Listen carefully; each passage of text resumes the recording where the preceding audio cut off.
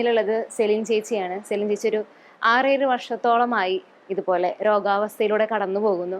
പക്ഷെ ചേച്ചി സന്തോഷമാണ്. കാരണം ദൈവം തന്നതാണ് ഇതെന്നുള്ള ബോധ്യത്തിലാണ് ചേച്ചി ഇപ്പോഴും സന്തോഷത്തോടെ. ചേച്ചിയുടെ ഒരു വിൽ പവറിലാണ് ചേച്ചി ഇപ്പോഴും മുന്നോട്ട് പോകുന്നത്. നമുക്ക് ചേച്ചിയുടെ അനുഭവം എങ്ങനെയാണ്? കഴിഞ്ഞ വർഷവും ചേച്ചി ധ്യാനത്തിന് വന്നിരുന്നു. നമുക്ക് ചേച്ചിയോട് തന്നെ ചോദിക്കും. ചേച്ചി ധ്യാനത്തിന് വന്നിട്ട് എനിക്ക് നല്ല അനുഭവമായിരുന്നു.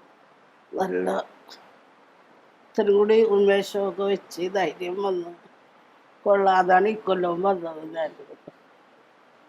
ഞാൻ പ്രാർത്ഥനയിൽ കൂടുതൽ ഉൾക്കൊള്ളാൻ പറ്റി.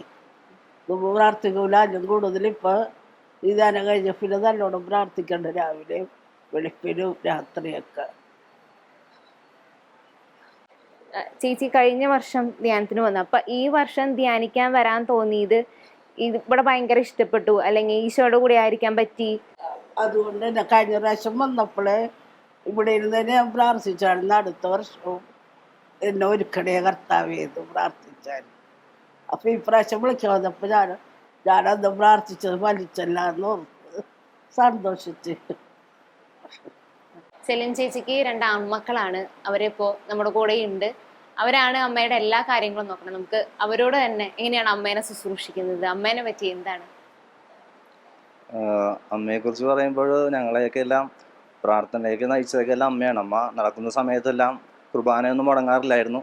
കുറച്ച് നാളായിട്ട് സഹനത്തിലൂടെ ആണെങ്കിലും വീട്ടിലെ പ്രാർത്ഥനയുടെ എല്ലാം അമ്മ തന്നെയാണ്. പ്രത്യേകിച്ച് കഴിഞ്ഞ വർഷമാണ് ഞങ്ങൾ ഇവിടെ ധ്യാനത്തിന് വരുന്നത്.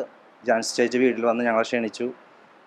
ഒരു 5-6 വർഷമായിട്ട് പുറത്തിറങ്ങാത്ത അമ്മ അന്ന് പുറത്തേക്ക് ഇറങ്ങിയത് ഈ ധ്യാനത്തിൽ വന്നപ്പോഴാണ്.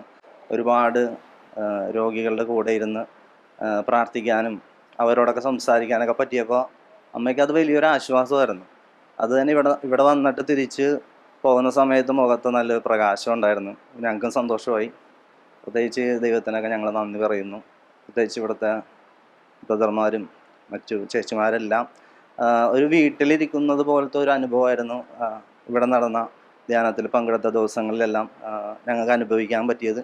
വലിയൊരു ശാന്തതയും സ്നേഹവും ദൈവസ്നേഹമൊക്കെ എല്ലാം ആ ദിവസങ്ങളിൽ ഞങ്ങൾക്ക് അനുഭവിക്കാൻ പറ്റി. അതിന് ദൈവത്തിന് നന്ദി പറയുന്നു. എന്നെ സംബന്ധിച്ചിടത്തോളം അമ്മയുടെ ഒപ്പം, അതായത് ഞങ്ങൾ വീട്ടിൽ 4 പേരാണ്, പപ്പയും അമ്മയും ഞാനും ചേട്ടനും. ഞങ്ങൾ ഒരുമിച്ച് 4 പേരും കൂടി എവിടെയെങ്കിലും പോവുക എന്നുള്ളതാണ് ഏറ്റവും വലിയൊരു സ്വപ്നം. അപ്പോൾ ഇവിടെ കഴിഞ്ഞ കൊല്ലം വന്നപ്പോഴും ഞങ്ങൾ 4 പേരും ഒരുമിച്ച് പുറത്തു പോയപ്പോൾ അതൊരു വലിയൊരു അനുഭവമായിരുന്നു. ഈ വർഷവും ഇവിടെ വരാൻ പറ്റി, അതും ഈശോടൊപ്പം ഒരു ടൂർ പോകാൻ പറ്റിയത് ഭയങ്കര ഹാപ്പിയാണ്.